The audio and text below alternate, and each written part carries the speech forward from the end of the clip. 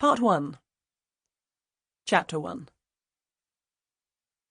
My mother was buried on a bitterly cold day in mid-February 1992. It had snowed on the day that she died, and a hard frost had followed. So hard and so lasting that there was a problem about digging the grave.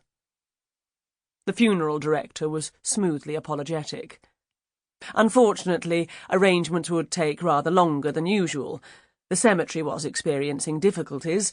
The gravediggers, faced with earth as hard as iron, were being uncooperative. My brother and I sat in front of his desk while he explained this to us. While he talked, I noticed that the previously old-fashioned funeral parlour had undergone a complete makeover since my father's death 11 years before. On that occasion, I remembered sombre furniture, sober colour, sepia photos of horse-drawn hearses, black horses with black head plumes, and pallbearers with top hats, swathed in black veils. Those photos had disappeared, and in their place hung a large framed declaration, a professional testimony in black gilt-edged letters. Dignity. Personal caring service at all times. Private chapel of rest. Funerals completely furnished. The Dickensian decor had been updated to silver and grey striped wallpaper, fitted carpeting, Venetian blinds and modern office furniture, while the elderly undertaker had been superseded by this much younger funeral director, smartly dressed and seated behind an IKEA desk. He slid an open folder across its shiny surface towards us and revolved it deftly for our inspection. Inside, there were coloured photographs of coffins made in different styles and woods. Solid oak, he informed us, was the best, the most durable, and, naturally, the most expensive. For that reason, it was normally only chosen for burials, together with handles of solid brass, also rather expensive. But there were more reasonably priced options. He turned a page, indicating other photographs with a well-manicured forefinger. Oak veneer, he assured us, was considered a perfectly acceptable alternative for burials, as well as half the price, and the handles were often what was known in the trade as brassed.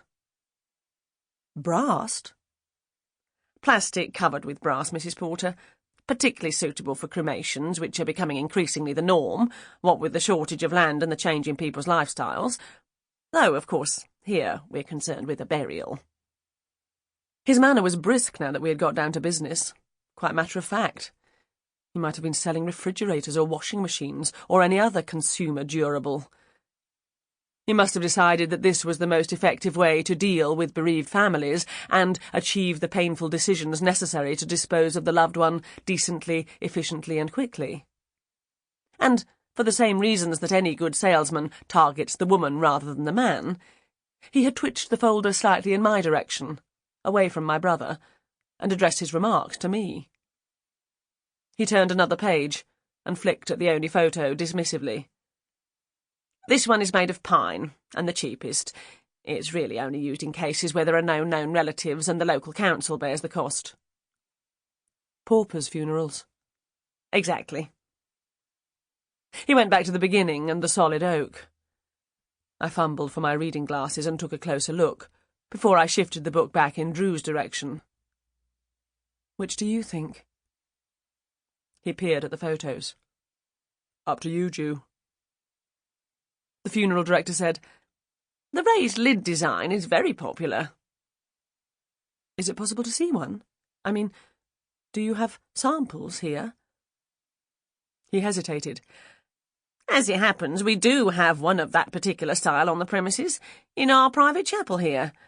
But I'm afraid there's a lady resting in it. Of course, you're quite welcome to view if you have no objections. In my state of shock and grief, I had a ludicrous vision of some exhausted passer-by clambering into a spare coffin for a lie-down. And then I understood him. No, that won't be necessary. The decision was finally made. Anything other than solid oak was really unthinkable, and I felt my mother would have preferred the simplest style without the fancy lid. And solid brass handles. The plainest design. Sample complete. Ready to continue?